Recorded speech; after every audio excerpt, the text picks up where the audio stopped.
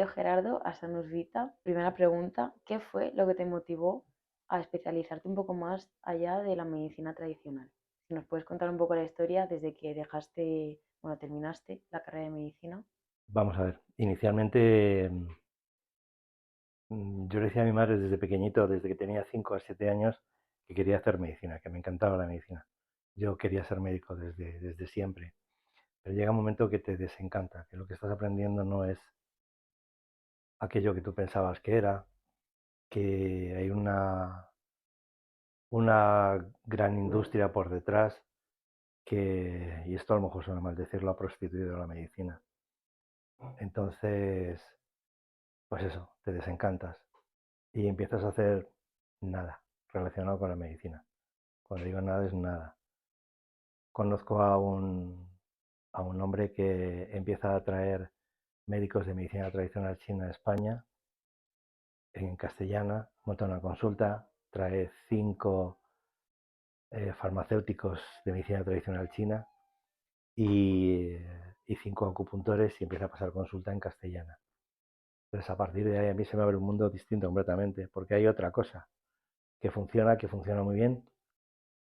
En aquel momento tenían que tirarse hasta 6 meses para poder traer plantas de China, importarlas desde allí y poderlas trabajar y recetarlas aquí. Y a partir de ahí empieza a abrirse un pequeño camino, un pequeño camino, un pequeño camino. Luego hice un curso de quiromasaje con un cuñado mío por ver qué eran las técnicas manuales y te das cuenta, bueno, que hay un amplio camino. Una técnica de medicina biológica que se llama Heilpraktiker en Alemania, que allí es completamente legal, es oficial, pasas un examen ante un ayuntamiento y puedes tratar de todo, excepto enfermedades infecciosas, e incluso pequeñas cirugías puedes hacerlas. Se llama Heilpraktiker. Y a partir de ahí, bueno, pues eso entras en Ayurveda, medicina tradicional china, que ya te he comentado antes, Espagiria, que es la parte de medicina alquímica, iridología, abrirse Vale. en ese camino. Has nombrado muchas cosas que a lo mejor para alguien que no lo haya escuchado nunca le resulta un poco extraño, que es, por ejemplo, lo primero, la acupuntura. ¿Cómo se lo explicarías a alguien que nunca ha escuchado hablar sobre eso? De una forma fácil, como yo lo explico aquí en la consulta, imagínate que el cuerpo está lleno de una serie de tuberías por las que circula agua caliente y agua fría. El agua caliente sería el yang y el agua fría sería el yin. Que me perdonen todos los acupuntores que me oigan, ¿vale? Pero es una forma de explicarlo. Cuando se produce un desequilibrio, en ese equilibrio natural que hay entre el agua caliente y el agua fría, se empieza a producir la enfermedad. Con los puntos de acupuntura, con la acupuntura y las agujas, lo que hacemos es abrir y cerrar llaves para que ese equilibrio se vuelva a establecer. Muy bien. Pero que me perdonen, de verdad. Y también has nombrado sobre la medicina en China y cómo lo tratan ellos allí. La medicina tradicional china allí es completamente distinta. Por ejemplo, la farmacia, la farmacopea, tú vas a un hospital, te tratan, ¿no? Y luego bajas a los sótanos y allí te dan una bolsa con 7, 8 o 9 plantas, todas mezcladas, y te las tienes que tomar.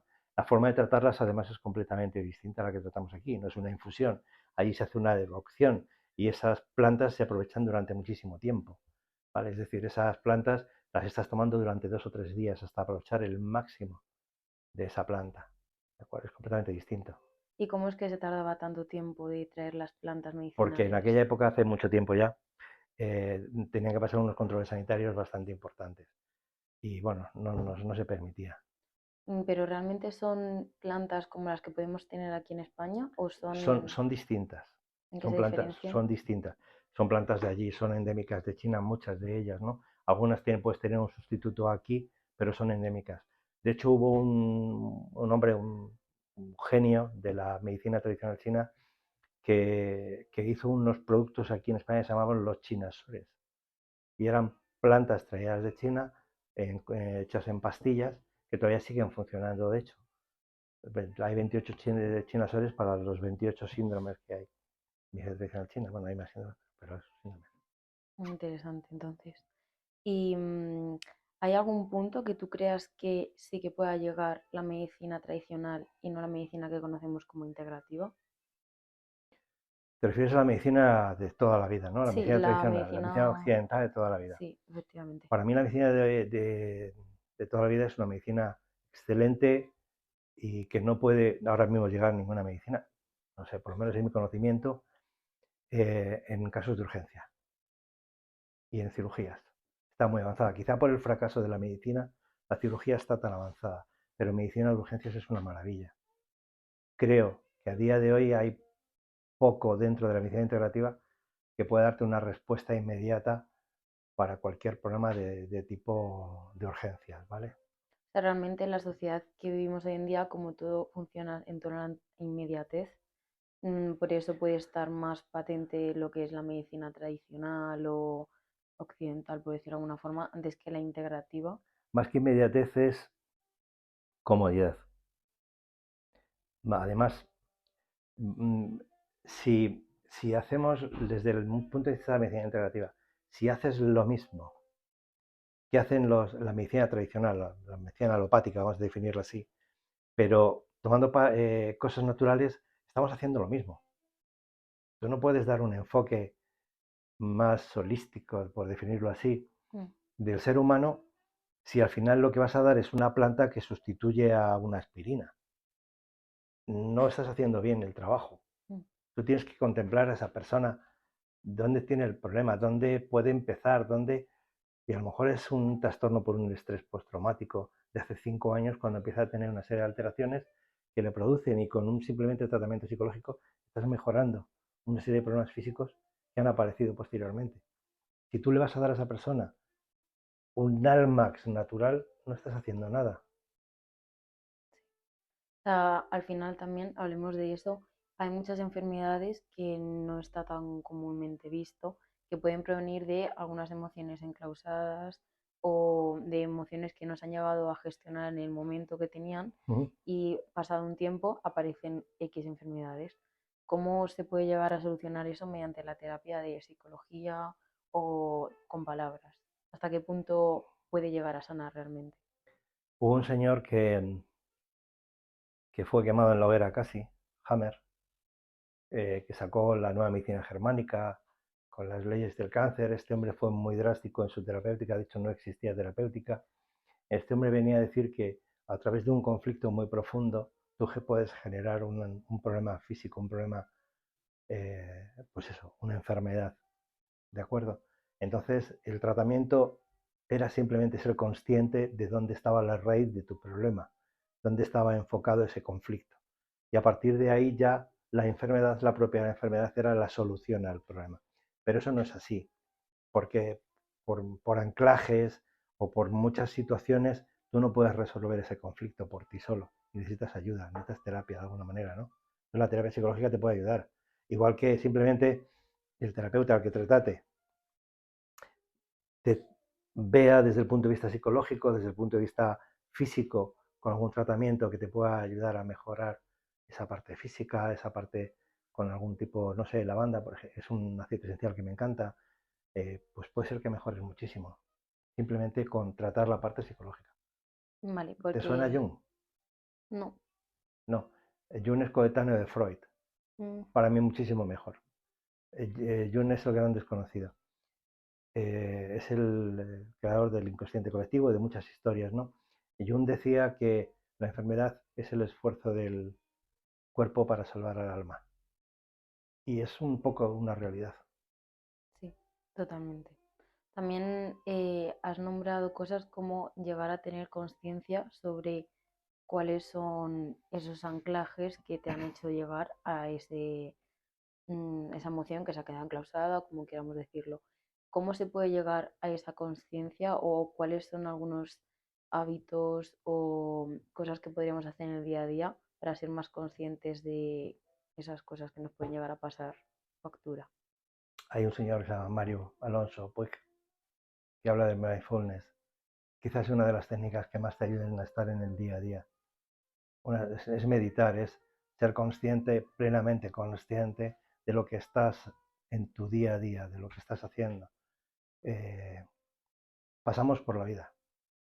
Es mi opinión, después de más de muchos años trabajando, más de 25, que pasamos por la vida. Pasamos de una forma sin darnos cuenta de lo que hacemos. Vamos en rutinas y no es así como debería de ser. Deberías de disfrutar cada momento, este instante que estamos viviendo tú y yo ahora. Eh, esta mañana cuando estaba en mi campo, tenías que vivir ese momento, ese café que tomas, que te lo tomas sin darte cuenta, El estar presente, ¿no? justo, Vale. el vivir el momento. Sí, que a lo mejor, de nuevo, en la sociedad en la que vivimos, es como que entras todo el rato en un bucle de hacer, hacer, hacer, pero se nos olvida el para qué o Justo. realmente el momento presente, que es lo único que tenemos asegurado. Es que además a mucha gente se lo dices. ¿Y todo eso que estás haciendo para qué es?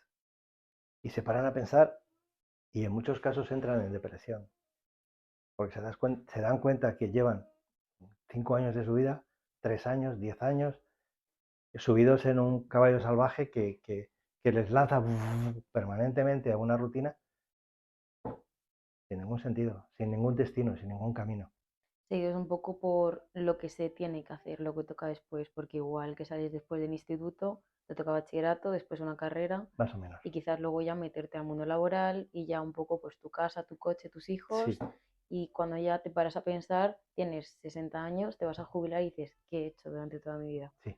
Entonces, quizás el encontrar ese para qué es algo complicado, Mm. pero ¿cuáles son las preguntas que tú mismo te has hecho o crees que se podría hacer la gente para tener esa introspección de decir, vale, ¿qué es lo que realmente yo quiero hacer con mi vida? Ya. La idea sería el, hay por ahí no sé quién lo ha dicho. Cuando consiga trabajo seré feliz. Cuando tenga coche seré feliz. Cuando me case seré feliz. Cuando tenga hijos seré feliz. Vas postergando esa felicidad a cuando te jubiles serás feliz, pero es que te mueres y no has llegado a completar nada porque siempre estás buscando algo que está dentro de ti. Entonces el camino que uno quiera seguir, da igual, no tiene, es simplemente ser feliz. El ser humano ha nacido para ser feliz. El problema es que tergiversamos nuestra vida, nuestra historia, nuestra esencia y perdemos la felicidad porque no pensamos en ella. Para ti, ¿dónde está la felicidad o cómo la puedes Estar en encontrar? paz conmigo mismo, sentirme bien conmigo mismo. En pequeñas cosas del día a día, supongo. Simplemente un café o lo que Sí, sea un momento presente. este momento, en poder acariciar a mi gato, dar un beso a mi pareja, mirarla a la cara o a los ojos. Con eso son pequeños instantes que te hacen ser feliz. Sobre todo estar en paz. Eso que te decías, que te acuestes por la noche con la conciencia tranquila, pues viene a ser un poco eso. Estar en paz contigo mismo. ¿Y crees que eso va ligado a ser buena persona o a aportar tu granito de arena al mundo? Uf, es que yo entiendo que una mala persona se sentirá bien porque a lo mejor ni siquiera sabe que es mala persona. Claro, ahí está el punto. Que en Y su realidad es todo claro, bien, y por es decirlo de que alguna forma. en eso tendríamos que, la variabilidad que existe es muy amplia, porque hay personas buenísimas, ¿no? Que se han santificado y hay personas malísimas que tendrían que estar en el infierno, ¿no? Pero para esa persona a lo mejor es buenísimo, ¿no? Su padre era peor todavía. Claro. Desde su prisma y su perspectiva, Claro, la vida que ha tenido es buena. justo. No me gusta juzgar, ni valorar los demás en absoluto. Puedo tener un criterio o una opinión con respecto a lo que yo creo, a lo que yo pienso, a mis valores, pero no me gusta juzgar en ese aspecto. Hoy en día la sociedad en la que vivimos es muy superficial. Entonces creo que es muy fácil caer en juzgar rápidamente a una persona por su apariencia física, aunque Es sea lo de que más se primeras. hace. Claro. Entonces, realmente, ¿cómo puedes dejar a un lado todo ese ruido mental de decir, esto no es mío, no voy a juzgar a esta persona porque son espejos o cosas que yo veo Uf, reflejadas? tendrían que volver a nacer en muchos casos. Es muy difícil. Ya. Tú te das cuenta que la sociedad te exige, como tú decías hace un rato, inmediatez. Ujú. Segundo, está cambiando muchísimo la sociedad y a mí no creo que para bien, es mi punto de vista. Entonces tendrían que cambiar mucho, muchísimo las personas para eso. Y la gente joven no está mucho por la labor de, Ya. como te dije una vez, casos como el tuyo son raros, ¿eh? Depende también del círculo en el que te muevas. Porque, bueno, al final te rodeas de la gente que es como tú pero yo creo que a lo mejor es una opinión que es totalmente diferente a la tuya, pero creo que la sociedad va hacia un lado bastante más positivo del que mucha gente se cree. ¿Tú crees? Al menos en el círculo en el que yo me muevo, sí. Claro, pero sois una minoría, que es lo que te comentaba hace tiempo. Sois una minoría.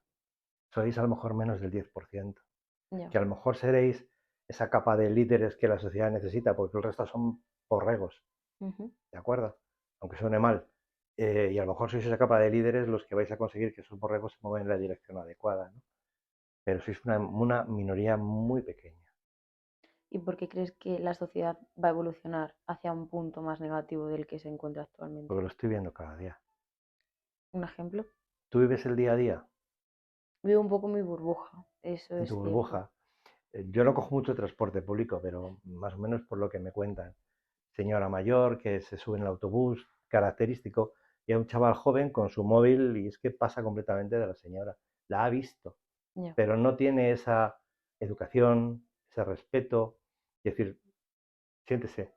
Sí, esos valores que anteriormente sí se tenían, sobre todo de respeto hacia la gente mayor o hacia lo que es un humano como tú y Es que necesita. ya ni siquiera es un valor antiguo, es el respeto hacia los demás. Mm. Si ves una persona que tiene una movilidad reducida con respecto a ti, si ves a alguien que está en un problema, ayúdale. Es humanidad Sí, y eso se ha perdido.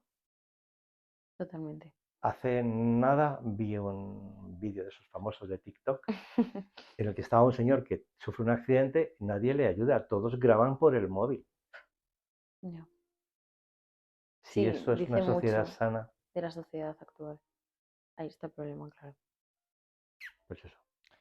Y bueno, antes de continuar, habíamos dicho que has estudiado medicina, has hecho algunas Sí, pero no formaciones. considero que haya estudiado medicina. Ya no. Fue como algo inicial Sí, para algo que me ayudó a... algo que tenías que comenzar por algún Sí, lado y iniciarte por viene esa bien en forma. cuanto a anatomía y otras muchas cosas, pero no.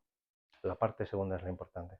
Luego también acupuntura, ¿no? En Mm. reflexología quizás, o En la parte de práctica se da reflexoterapia, sí. vale, y un poquito de explicar sobre esa terapia, en qué consiste. Es un poco como la acupuntura, es buscar puntos reflejos que existen en el cuerpo, ya sea reflexología podal, eh, que tienen acción sobre órganos, sobre zonas internas. Al fin y al cabo, el sistema nervioso es ubicuitario, está en todas partes. Y el que quiera pensar que no tiene mucho sentido tocar en un pie y que no esté afectando a otra zona, pues bueno, cada uno que piense lo que quiera, pero eso está ahí, ya las pruebas están. Y te has seguido formando durante todo este tiempo. ¿De dónde piensas que te viene toda esa ambición por seguir aprendiendo? Eso es personal. Es algo con lo que se nace, por decir de alguna forma.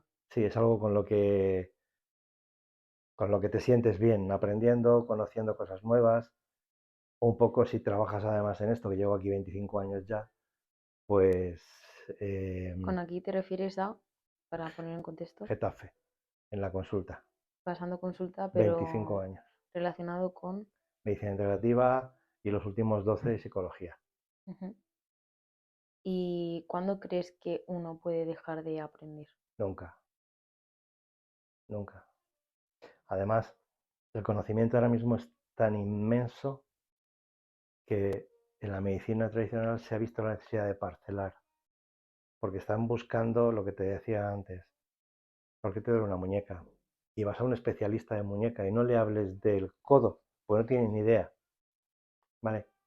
Pero porque el conocimiento es tan extenso en todo que es casi imposible abarcarlo.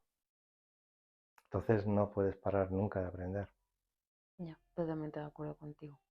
Y un poco cambiando de tema respecto a esto y hablando más sobre vida más allá de lo que conocemos, ¿qué es lo que tú crees o entiendes por la muerte? Uf, ¿no lo hablé contigo una vez de eso? Puede ser. No sé, quizá mi visión sea un poco, no lo sé, la que yo quiero sentir, la que yo quiero tener, ¿no? Creo que somos energía y tenemos un envase prestado, que es este cuerpo.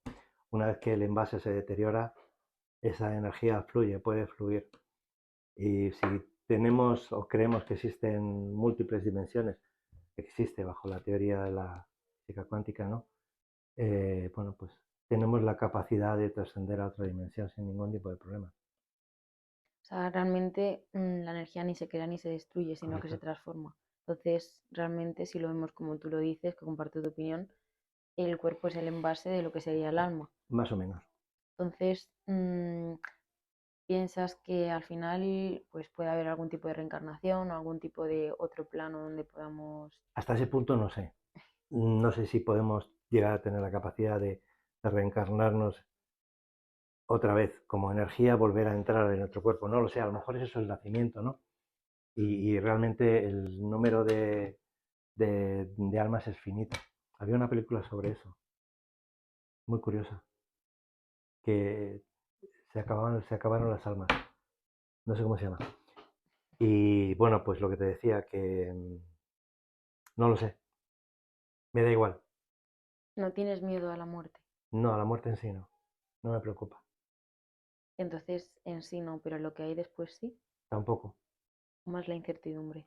Como decía aquel, el tener fe en el más allá es caballo ganador, porque si te mueres y no hay nada, no te vas a enterar. Y si hay algo y efectivamente, pues has ganado, tenías razón.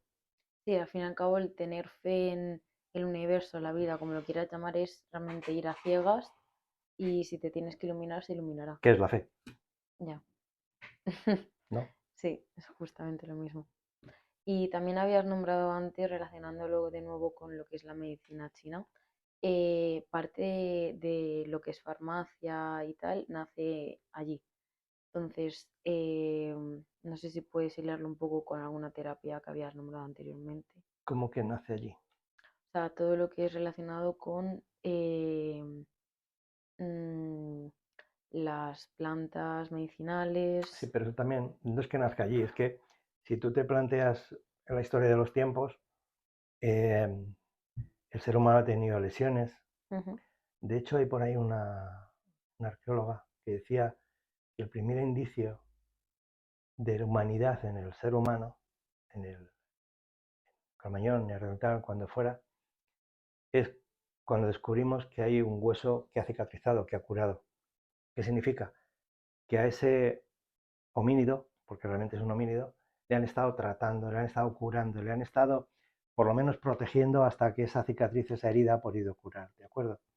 Entonces siempre ha habido, vamos a definirlo así, personas que han sido muy curiosas y se han buscado una planta y vamos a intentar buscar esto. El conocimiento empírico, que es realmente el que lleva funcionando en la humanidad desde que somos, hace, no sé, 50, 100.000 años, lo que sea. Entonces para mí no hay un entronque, una única base en la que digamos medicina tradicional china, porque la medicina ayurveda o tradicional de la India también es muy antigua. En África entiendo que tendrán sus curanderos, igual que en la Amazonía, y entonces en cada parte existe esa tradición en cuanto a plantas. La medicina india es muy diferente a la china, o sea, no la había Hay escuchado una parte nombrar. de medicina energética también, con las energías distintas y con plantas que van a tratar también ese tipo de energías. ¿Con medicina energética te refieres a algunas modalidades como Reiki o más allá de... No, no, no hablamos de Reiki como energía. La energía que te estoy diciendo es lo que te comentaba antes de la medicina tradicional china, del yin y el yang. Es una energía que fluye a través del cuerpo Ujú. y que tú tienes que intentar que esa energía fluya adecuadamente. Pues cuando la energía se distorsiona en la medicina de Ayurveda, efectivamente pasa lo mismo. Porque entonces lo que conocemos como Reiki, ¿dónde se podría clasificar como tal? No lo conozco mucho el Reiki, pero el Reiki en sí mismo creo que es una transferencia de esa energía hacia otro ser humano, ¿vale? Utilizamos o somos canales de esa energía que existe en el universo. Vale.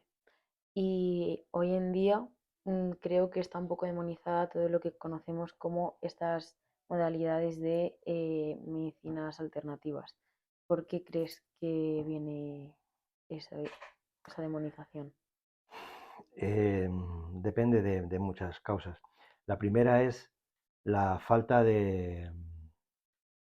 de ciencia en estas medicinas. No existe ciencia porque son empíricas, aunque sí que es cierto que dentro de la medicina integrativa se están haciendo muchísimos estudios. Ahora, por ejemplo, con la micoterapia, el tratamiento a base con hongos, con setas, etcétera, se está de hecho haciendo ensayos en hospitales de la salud pública. ¿De acuerdo? Vale. Entonces, esa falta de ciencia es lo que hace que la medicina la rechace. Porque, pues eso, somos bebelejías, o toma azúcares, como con la homeopatía, que ha sido siempre denostada, porque no se comprende, porque no se conoce, porque no se sabe. Yo no sé cómo funciona la homeopatía, pero sé que funciona. Y quien me diga lo contrario, pues vale, pero yo llevo 25 años aquí, he tratado cientos de niños, y a un niño no tiene efecto placebo. Al niño da igual que se lo dé la mamá, el papá o quien se lo dé, o lo que le des una medicación o le des un poco de agua. Y ese niño cambia rápidamente su estatus en cuanto a enfermedad, de fiebre, de dolor, incluso de una otitis, y el niño mejora. ¿Que me lo quiero creer y no tiene ningún efecto? Pues vale, me lo creo y ya está. Pero es falta de ciencia. Porque la homeopatía, para de nuevo alguien que no la haya escuchado nunca, ¿en qué consiste?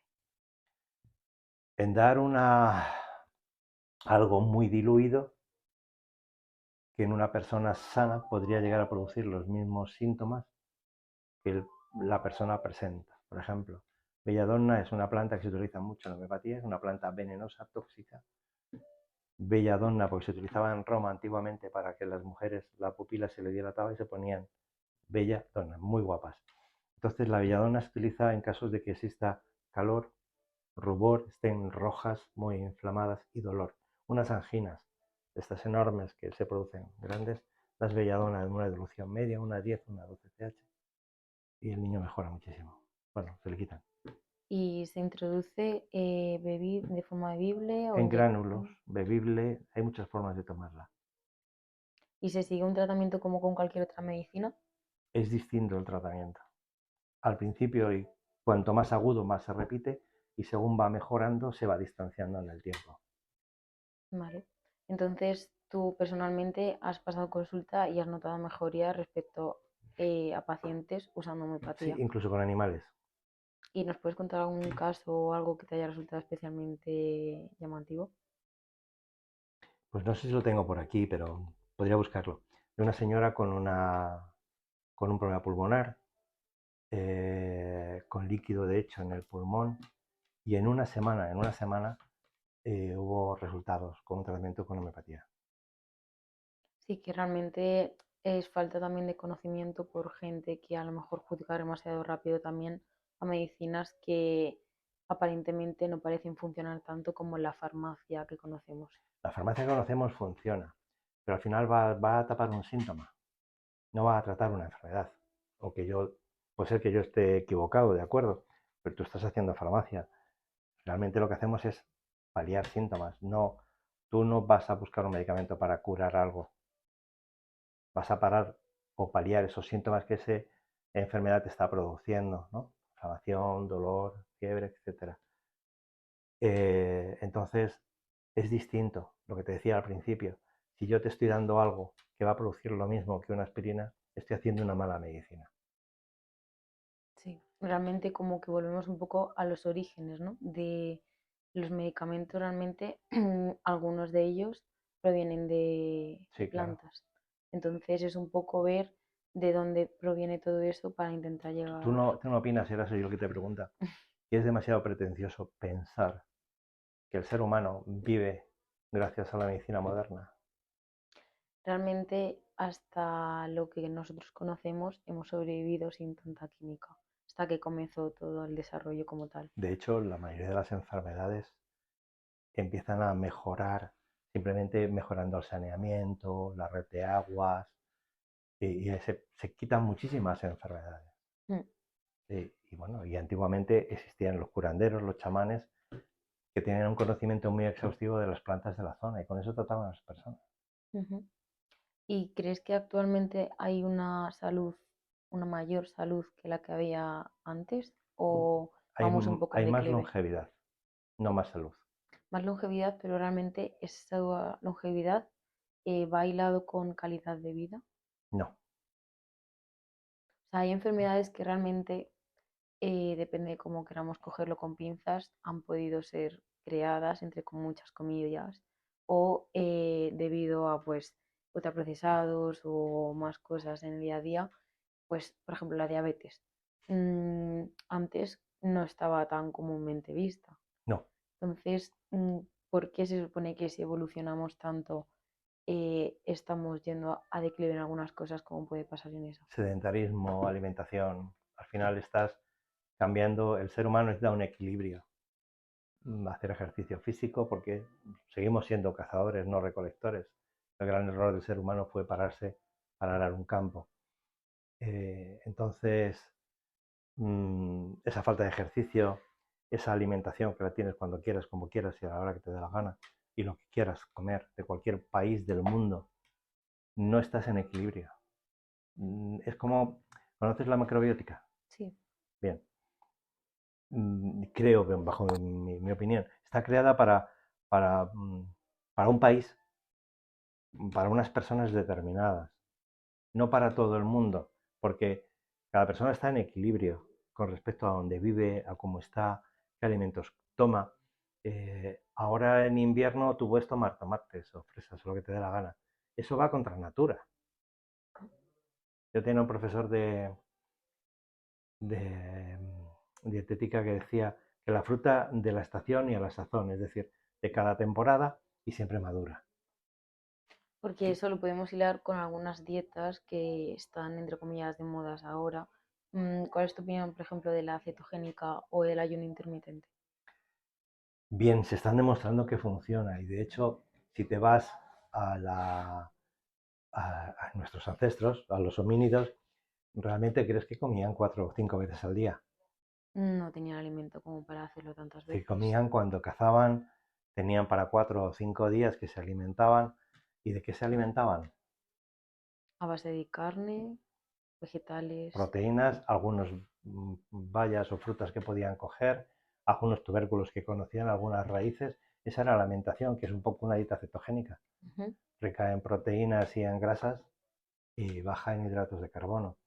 Y en cuanto al ayuno, pues exactamente pasaría exactamente lo mismo. De hecho, se ve que el cuerpo, cuando tú pasas 16 horas, aproximadamente 16, 18 horas sin comer, entra en un proceso de autofagia, de auto descomposición o de comerse a sí mismo, alimentándose de los desechos metabólicos. Es decir, el cuerpo se limpia a sí mismo.